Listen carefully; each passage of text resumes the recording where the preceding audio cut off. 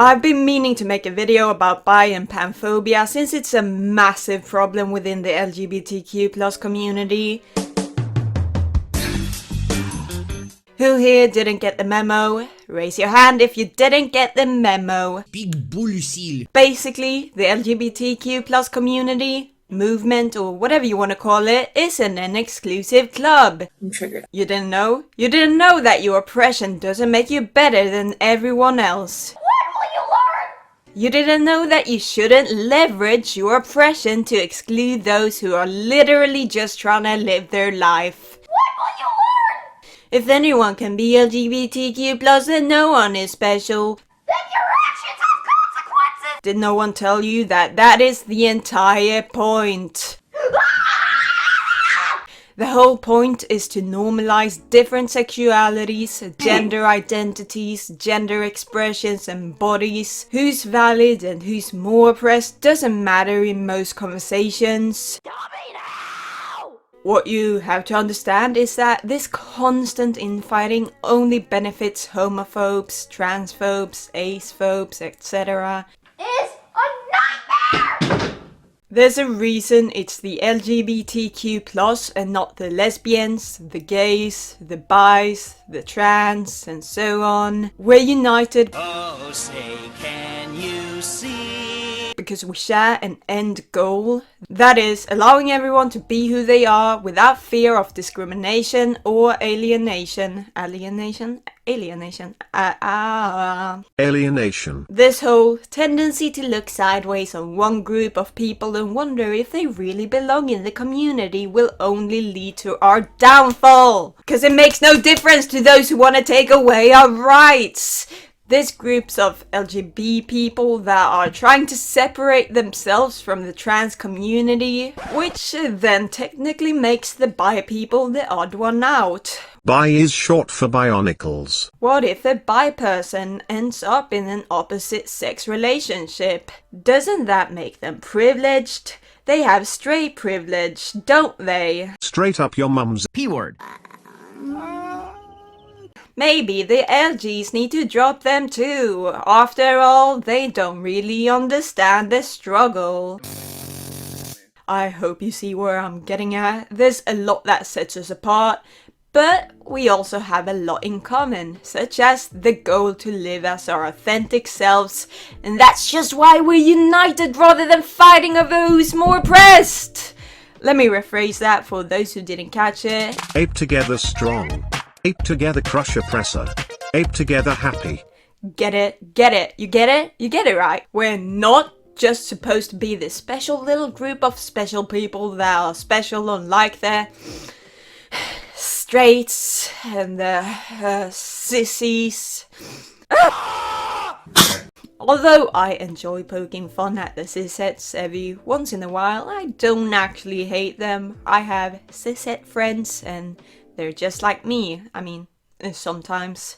There's times I worry for them. With a toothbrush! But I recognize that the same way my gender and sexuality doesn't determine my value, it doesn't determine theirs either. Equality, baby. Oh my god!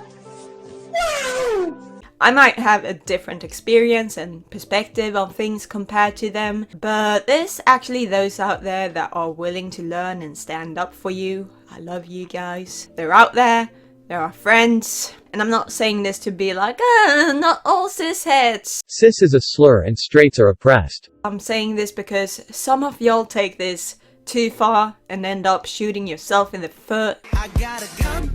No girls got it.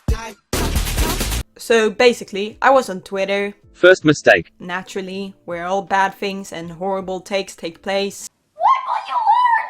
To never go on twitter.com. When I saw this screenshot from someone who's now privated because they probably received a lot of harassment from this, which isn't okay by the way. What they said is cringe for many reasons, but I don't condone dogpiling some random person on the internet.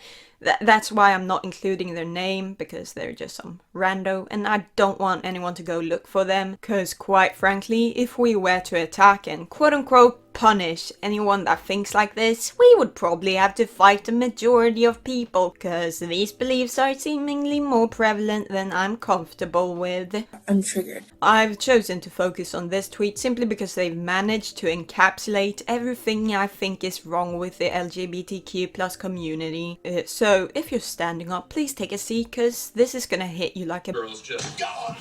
It says, gays, we're reviving girlfriend, boyfriend, and adding in they friend when talking about our significant others. The straights and straight passing has overtaken partner. And it's time to take a stand. I will not be answering questions at the time. What's 9 plus 10? Because they couldn't probably answer them. 21. So basically, you can start off by throwing away your scalpel, because you're not gonna need it. You need an entire butcher's knife to dissect this tweet. As much as I'd like to give them the benefit of the doubt, like they said, they're not answering questions at the time. I mean, you could already assume that this was going to be a bad tweet because they started it off by referring to the gays as a collective. Yes, queen! Yes, queen! Yes, queen! It really has BuzzFeed vibes. That's the best way I can describe it. I kind of secretly hope to annoy some men.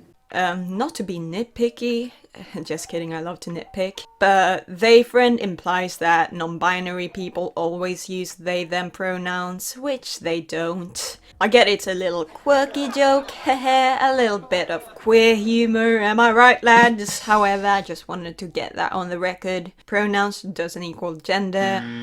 Now the next sentence, they hit us with a double... Two separate topics of discourse at once. Whoa, wow. We've all probably heard someone complain about how straight people use the word partner at this point. There was this tweet going around saying something along the lines of, when that one girl talks about her partner and you think she might be one of us, but it's actually just her boyfriend Brad. Don't know how to say no to this. So, you see, when people call someone their partner, they're either a Country boy. or, you know... Homosexual. Teehee. It's purposely vague and gender neutral in case that the person you're talking to isn't okay with Homosexual.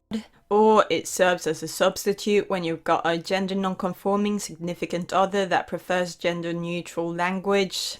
It's broad and inclusive, and for the same reason we encourage cis people to put their pronouns in bio, we encourage straight people to also use gender neutral language while talking about their significant other, if they want to. Here's why, bitch. And like the original poster, we don't want the word partner to be exclusive to the LGBTQ community. We want quite the opposite. For good reasons, that is.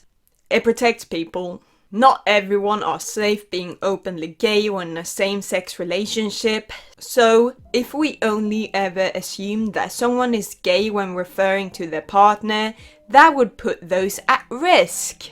They're vague for a reason. Straight people are helping us out because if it's a word that just anyone uses, homophobes aren't gonna be able to single out Homosexual. I understand people that say this kind of stuff probably mean well, but it just gets on my nerves because it's just so ignorant. Pronouns and biologic. Pronouns in bio aren't meant to inform everyone that we're trans. If we want people to know that, we can just write special little transgender snowflake blah blah blah blah blah. I don't know. It's to prevent others from misgendering us we put pronouns in bios. One reason cis allies put pronouns in bio is to make it harder for Transphobes. to sniff us out and attack us. Then there's also the fact that this person used the word straight passing, and I can't think of any appropriate usage of this word. It shouldn't be a thing. Electric chair. I'm gonna be generous and assume that this person is talking about and pan people in opposite sex relationships, which still isn't good, but it also leads down an even deeper rabbit hole where straight passing justifies transphobia and more.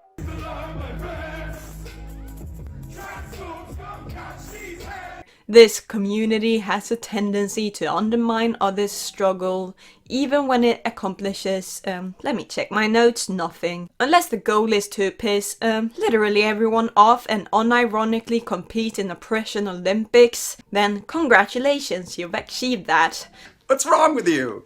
Oh. I don't know who needs to hear this, but bisexuals are still very much bi, whether they end up in a same-sex or opposite-sex relationship, and there's still a lot of struggles that comes with that. It's not a privilege to be bi just because you might end up in a more socially acceptable relationship. Instead of enjoying quote-unquote straight privilege, we're isolated by two communities, the straight and the gay.